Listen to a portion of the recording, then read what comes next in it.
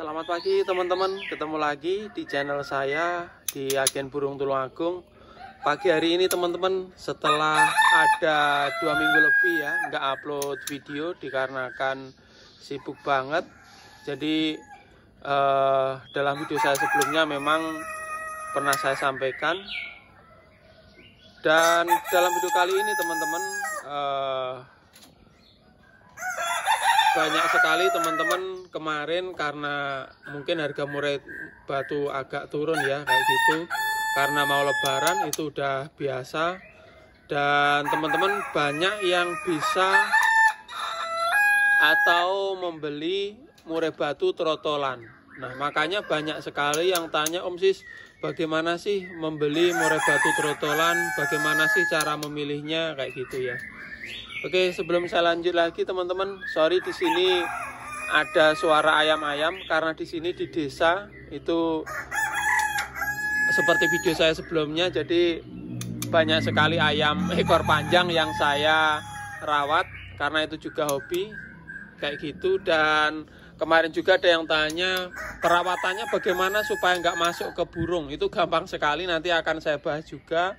Tapi kali ini yang mau saya bagikan yaitu bagaimana cara saya mengambil trotolan kayak gitu. Jadi ada sih saya kebanyakan ngelihatnya cuma sekali, setelah itu sama sekali nggak pantau, tapi hasilnya lumayan-lumayan.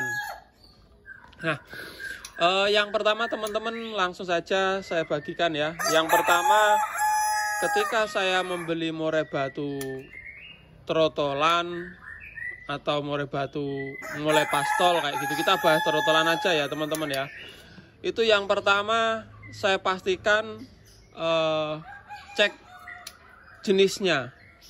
Nah kenapa jenisnya? Jenis itu biasanya saya bedakan gembung dan non gembung kayak gitu. Nah karena kalau di Jawa sendiri harganya selisih panjang, atau kalau kita keliru akan fatal. Sebagai pedagang seperti saya ini, kalau misalkan beli murai batu karena harganya selisih ya, itu dijual lagi nggak masuk kayak gitu, nggak masuk. Yang pertama saya cek itu jenisnya gembung dan non gembung kayak gitu. Untuk teman-teman yang baru pemula, saya sarankan juga ngajak teman yang ahli. Jadi misalkan di desa itu ada peternak kayak gitu ya, belum kenal, ajak teman yang lebih ahli, suruh memilihkan kayak gitu. Dan jangan lupa ada jaminan kayak gitu ya teman-teman. Yang pertama itu, jadi jenisnya ya gembung dan non gembung. Tapi kalau bawa teman yang udah pandai, biasanya tidak salah atau kemungkinan besar ya benar ya kayak gitu. Bisa membedakan itu tadi, gembung dan non gembung itu teman-teman. Yang pertama itu. Yang selanjutnya setelah membedakan gembung dan non gembung, biasanya saya lihat jantan dan betina. Ini juga kalau di bakul itu bisa ngefek banget ya teman-teman. Maksudnya ngefek itu kalau misalkan keliru betina, nanti harganya juga selisih separuh harga kayak gitu. Ini nggak kalah penting dengan jenisnya tadi. Yang kedua, jengkal ini tidak kalah dengan yang pertama tadi. Jadi kalau kita titis, kita bisa melihat sendiri, oh ini jantan. Kalau udah jenisnya pas non gembung jantan, bisa kalkulasi ya. Saya bisa kalkulasi, oh harganya sekian, tak jual sekian. Untuk pemakai langsung atau istilahnya perawat langsung, nggak dijual lagi, itu juga sangat penting. Karena apa? Ketika kita ambil murai batu, itu kita rawat lama-lama. Kalau misalkan keliru betina, itu nanti juga yang pertama ya kecewa karena kita ngerawat lama kayak gitu ya teman-teman. Yang pertama itu, yang lain-lain pasti ada nggak enaknya juga kalau beli jantan keliru betina. Tapi kalau ada jaminan biasanya bisa kita tukar kayak gitu, asalkan ditukar lagi benar-benar positif jantan. Tapi kalau nggak ada jaminan, ya mungkin kita kepikiran, mungkin kita pusing karena ya jantan jadi betina kayak gitu. Kecuali terahnya panjang, jadinya panjang, itu nggak masalah karena jantan dan betina itu selisih. Kadang-kadang betina panjang malah lebih mahal. Yang selanjutnya setelah 2 itu, yang ketiga itu biasanya saya pilih jenisnya panjang atau pendeknya kayak gitu. Saya lihat kalau misalkan ekor terah panjang kayak gitu, ini biasanya gandengannya sama vektor teman-teman ya, kayak gitu. Tapi sebelumnya saya lihat indukan berapa kayak gitu, atau terah apa kayak gitu. Maksudnya itu nanti jadi satu dengan menentukan harga kita, harga jualnya.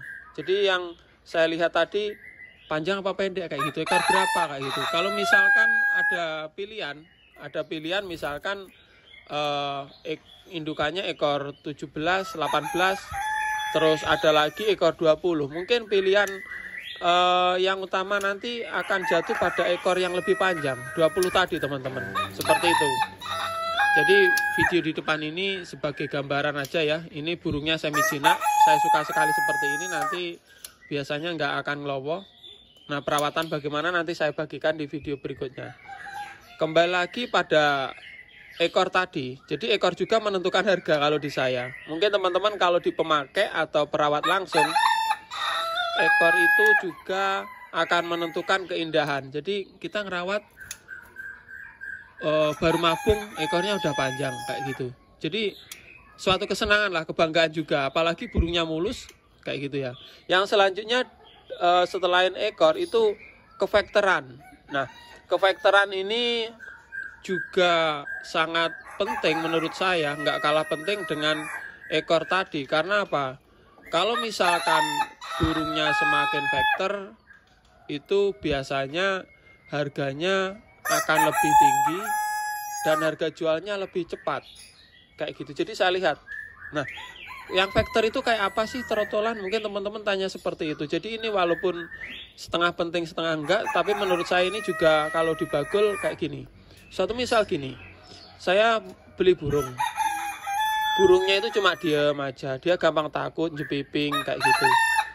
Dengan burung yang ketika datang dia loncat-loncat, mainin ekor atau ngeplay, apalagi kelihatan ngeplong, apalagi kelihatan ada tamu tidak diundang nih teman-teman, sorry. Tikus besar banget ini, lagi lewat. Woi, ngos-ngos. Kita lanjut ya. Jadi itu tadi teman-teman, yang istilahnya kita beli burungnya takut, jepiping kayak gitu. Dengan burung yang kita dapat ngeplay atau ngeplong, bahkan dia trotol udah ngeluarin tembakan seperti ringnya dulu, ringnya Among ya, masih trotol segini dia nembak cililinan kayak gitu. Itu juga beda kayak gitu. Walaupun ekornya pendek, kalau dia udah bisa nembak, itu nanti masuknya di materi. Jadi burung murai batu itu ada beberapa peminat, teman-teman mungkin tambahan ya. Ada untuk kicauan, nggak untuk apa-apa di rumah, cuma kicauan kayak gitu. Ada juga yang menikmati mau breeding, terah ekor panjang kayak gitu. Ada juga yang nggak butuh panjang, tapi di sini dia butuhnya yang vektor, butuhnya yang bisa melibas musuh-musuhnya di gantangan. Nah, ini nggak perlu ekor panjang kayak gitu ya. Jadi vektor juga, vektor tadi yang diperlukan di posisi yang terakhir ini teman-teman kayak gitu. Jadi apalagi ada udah terah panjang, dia vektor, berarti ada plus-plusnya kayak gitu teman-teman. Ada peminatnya sendiri kayak gitu. Itu tadi beberapa ya teman-teman ya tentang pemilihan murai batu.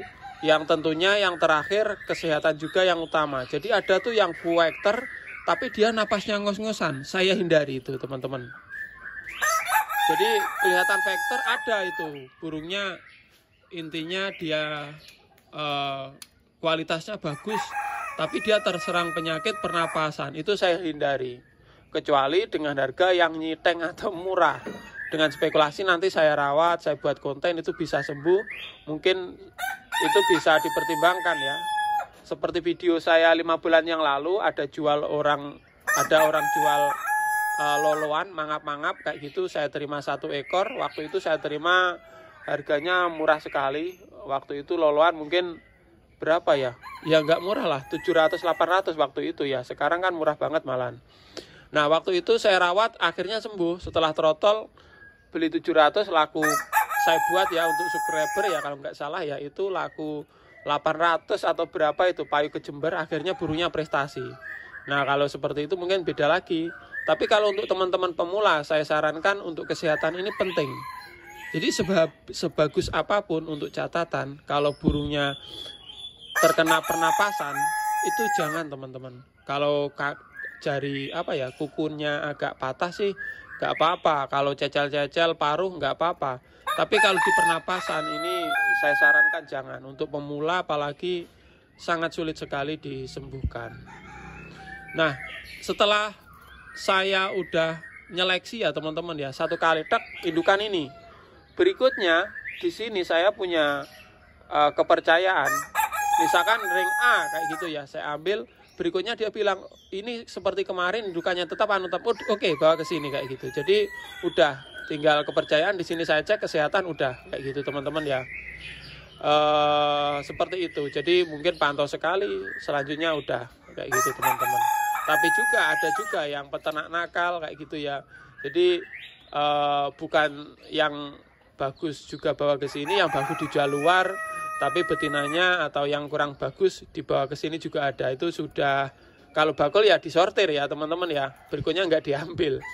Oke teman-teman, itu sekali ada tambahan ya. Jadi saya jarang buat video, saya minta maaf.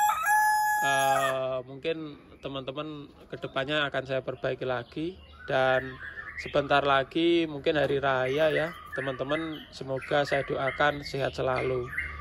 Sekian dulu videonya teman-teman. Untuk teman-teman yang pengen cari bibit anggur impor, ini saya iklan sebentar. Itu pada buah-buah, itu buahnya merah hitam besar ya, yang itu juga saya brosong. Ada di deskripsi, ada nomornya admin ya. Mungkin teman-teman buat taman, karena cepat sekali berbuahnya kayak gitu. Atau teman-teman yang pengen cari ayam Jepang ekor panjang, di deskripsi juga ada nomornya admin, atau obat-obatan burung. Oke, sekian dulu, terima kasih.